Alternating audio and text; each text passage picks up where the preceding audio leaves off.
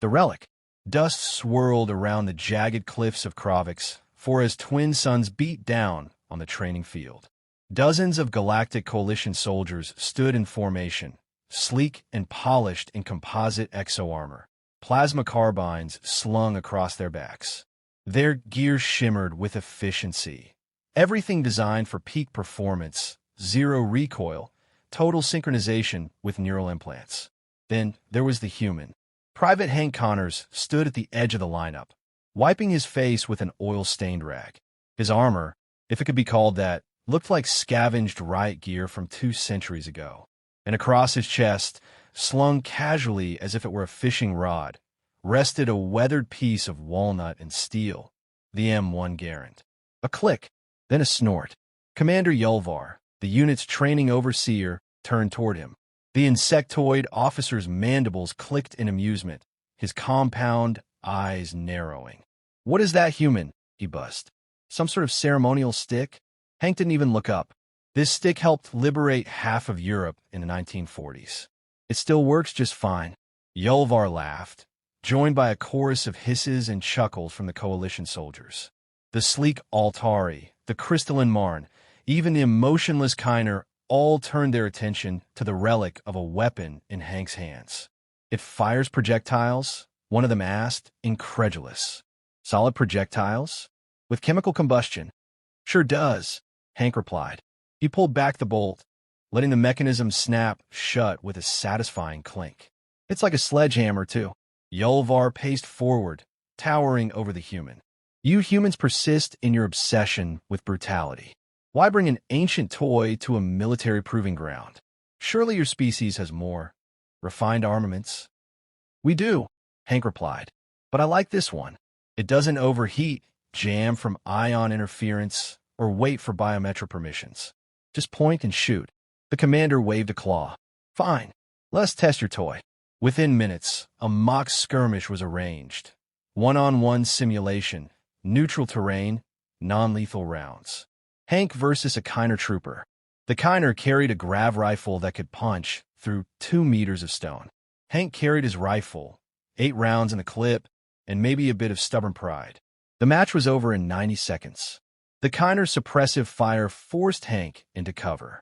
His rounds lacked penetration at range. His reload was slow. Eventually, a simulated pulse bolt tagged him in the shoulder. He went down, grumbling. Laughter echoed across the range. "You see, human," Yulvar declared. "You fight, as your ancestors did, bravely but foolishly. You cling to primitive things because you fear progress."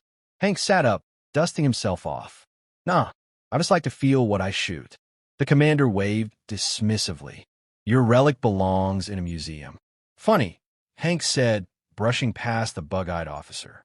"That's where your confidence will be when this gets real." That gave them pause. Hank slung the rifle over his shoulder and walked off the range without another word. There was a coldness in his tone now.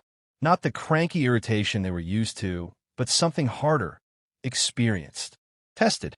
As if he'd seen war up close and knew that tech failed, armor broke, and victory often came down to who had more grit when the systems went offline. The alien soldiers went back to their drills, but the laughter didn't return. Not fully. Not even when someone scrawled boomstick on the side of the human barracks. That night, while the rest of the outpost flickered with synthetic training modules and tactical review holograms, Hank sat on the edge of his bunk, field stripping the Garand. "Still kicking, girl," he whispered to it, wiping carbon from the receiver. "They'll learn." He looked out the window, toward the dusty mountains. "They always learn."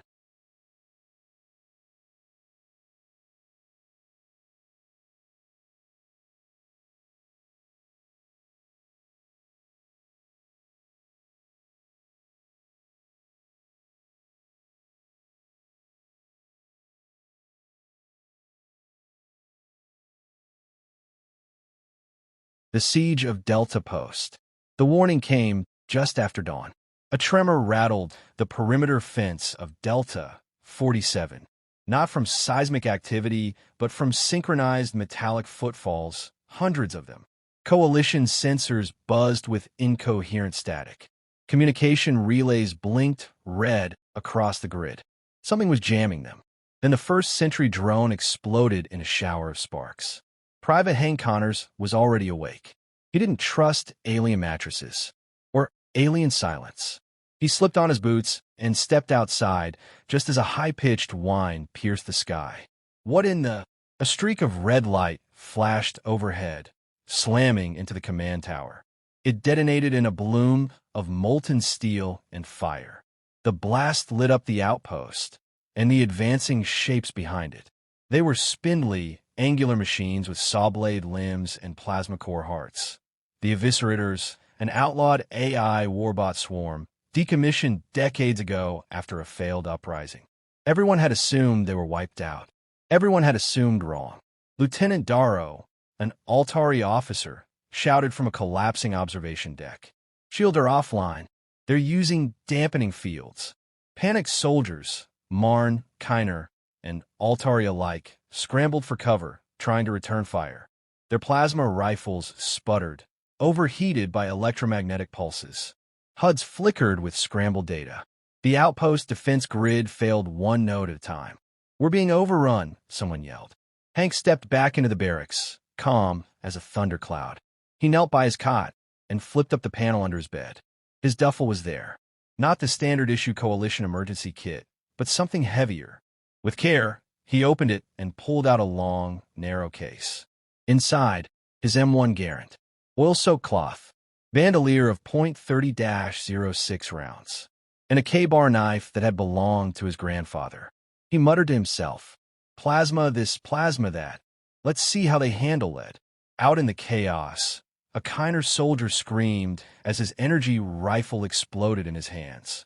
Another collapsed, his AI assistant fried by an EMP surge.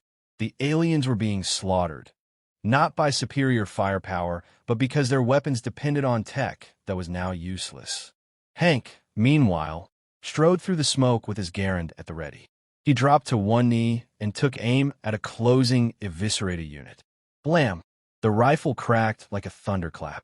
The slug punched through the bot's central processor and dropped it instantly. He racked the bolt. Blam! Another fell. A crystalline Marn trooper ducked behind rubble, watching in disbelief. "Is that thing firing bullets?" "Damn right it is," Hank said, taking cover beside her. "And it doesn't need batteries." She looked at him, astonished. "But that's archaic." "Archaic beats dead." He handed her a spare revolver from his hip holster. "Point this end at them and pull the trigger."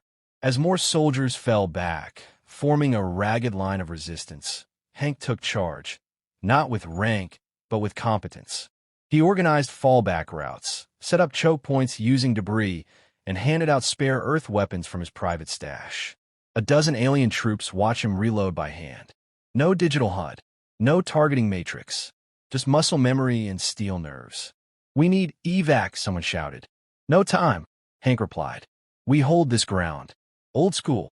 They dug in as wave after wave of Eviscerators advanced, slicing through synthetic walls and barriers. Coalition pulse weapons barely tickled them. But Hank's bullets, kinetic, dumb, and brutally effective, tore through circuitry like butter. By dusk, the courtyard was littered with burning wrecks. A full third of the outpost was rubble, and half the defenders wounded, but they were alive. Because one man had brought a rifle that didn't care about jamming fields, ion bursts, or AI-assisted targeting. As he jammed another clip into the Garand with a satisfying ping, Hank looked around at the exhausted survivors. "You want to win this war?" he said. "Start thinking low-tech, because these machines were built to counter your future, not my past." Commander Yulvar, covered in ash and blood, approached slowly. "Your weapon," he rasped. "It works." Hank spit into the dust. "That wasn't a weapon. That was a warm-up. Spin up." The outpost was barely holding together. Steel walls sagged, smoldering from earlier blasts. Craters pockmarked the courtyard. Coalition survivors were battered and bloodied, propped behind makeshift barricades of scrap and shattered tech. The Eviscerators had pulled back, temporarily. Everyone knew it wouldn't last. Hank Connors knew it best of all. "They'll regroup," he said, wiping grime from his face. "And next time, they won't be playing around." Commander Yulvar, clutched his shattered gauntlet. We are out of options. Our reserves are gone. The next wave will overrun us. Not if I can get to the hangar, Hank said. Yolvar clicked. That structure was sealed after the Earth-Marn War. No one goes there. It's a relic vault. Hank grinned. Exactly. A short time later, Hank and two alien troopers pried open the rusted blast doors of Hangar C. Inside was darkness, dust, and silence. But as light streamed through the gap, it revealed a ghost of old Earth war power, a hulking, olive-drab frame resting beneath a tarp. The H-64 Apache, its paint faded but still bearing the shark-tooth grin on its nose. The alien stared. It flies. Not anymore, Hank said. But I don't need it to fly. He hopped onto the gunship's side rig and began pulling panels loose. His hands moved fast, confident, greasy. This wasn't just a weapon. It was a friend, one he hadn't seen in years. Yolvar stepped beside him. What are you doing? Stripping the best part, Hank said. He gestured to the M134 minigun mounted under the Apache's nose. 6 barrels, 7.62 millimeters rounds, 6,000 rounds per minute. Your bullets did damage, Yolvar admitted, but that thing, what does it do? It spins, Hank said, cracking his knuckles. Very fast. Yolvar frowned. That is supposed to be intimidating? Hank looked at him. You ever hear thunder that rips a mountain apart? No. You will. For the next 2 hours, Hank worked nonstop. Alien engineers offered help, but couldn't make sense of the wiring. It wasn't networked. It didn't have a digital core. Everything was analog, mechanical, grounded in brute force physics. He scavenged a portable generator, bypassed the safety lockout, and rigged a feed chute with a gravity-fed ammo belt. Then came the calibration, a test of motor timing, barrel rotation, and cooling flow. By mid-afternoon, the minigun sat mounted on a metal tripod, bolted to a reinforced cargo hauler, pointed straight at the outpost's breached northern wall. It looked like a medieval ballista reimagined for Armageddon. The other troops watched warily. One Marn officer tapped the barrel with a crystalline finger. It looks primitive, exposed. Hank nodded. It is. But when it speaks, everything else shuts up. Outside, dust rose on the horizon. The next wave of eviscerators was coming, bigger this time. They moved in tighter formation, upgraded. Some had energy lances. Others carried shields. Yolvar took a shaky breath. Your weapon, will it be enough? Hank climbed into the hauler's rig and gripped the minigun's handles. He gave a dry chuckle. Probably not. And then he flipped the spin-up switch. The barrels began to turn, whining like an angry turbine. It started slow, building speed, then faster and faster still. The noise was mechanical fury, a howl from Earth's industrial soul. Aliens nearby took a step back, startled by the vibration. Even hardened soldiers felt the hairs rise on their necks. Then the first eviscerator stepped into range. Hank squeezed the trigger. The minigun roared. 6,000 rounds per minute tore through the air like the sky itself was screaming. Tracer rounds lit up the dusk, carving a molten line across the field. The lead warbot was shredded, cut in half mid-stride. The next exploded in a burst of shrapnel. The next turned to run. Too late. The minigun spat fury, and metal monsters fell by the dozen. The spinning barrels glowed red-hot. Shell casings rained to the ground like brass hail. Hank's voice cut through the noise. This is what you get when you laugh at the old rifle. The aliens stood frozen, stunned, not by the firepower, but by the sheer violence of it. No precision, no elegance, just overwhelming force and unrelenting noise. Yolvar whispered, "Stars preserve us." The warbits didn't stand a chance. What shields they had melted under the onslaught. What tactics they used disintegrated the moment Hank's minigun locked on. When it was over, the battlefield was silent, smoking, littered with twisted machine parts. Hank let go of the trigger, and the barrel spun down with a mechanical sigh. He looked over his shoulder. Primitive enough for you? Respect earned in brass and blood. Smoke curled from the barrel cluster of the minigun as silence blanketed Delta Post. The last of the eviscerators lay twitching in a heap of molten alloys and severed limbs. The battlefield, once filled with screaming alerts and desperate cries, now only echoed with the faint clink, clink, clink of hot brass casing falling onto stone. Private Hank Connors stepped down from the hauler. His boots hit the ground with a heavy thud, and he stretched his aching arms with a satisfied grunt. Commander Yulvar approached, battered and limping, his mandibles twitching in a kind of dazed reverence. You turn the tide." "No," Hank replied, brushing soot from his shoulder. "I just reminded them what real war sounds like." Behind them, the other survivors slowly gathered. Coalition troops, alien and human, looked at the battlefield, then at Hank, then at the minigun, now cooling in the shade of the scorched hauler. There was no laughter this time, only respect, uneasy, raw, and earned. Lieutenant Darrow, the Altari officer with half a wing torn off, stepped forward. "That weapon, it's unstable. Inaccurate. Savage." Hank cracked his neck. "You say that like it's a bad thing."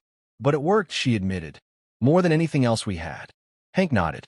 "Because it was made for one job, to chew up whatever's in front of it and spit it out in pieces. It doesn't care about interference fields, power drains, or smart targeting. You point it in a direction, and it makes everything stop moving."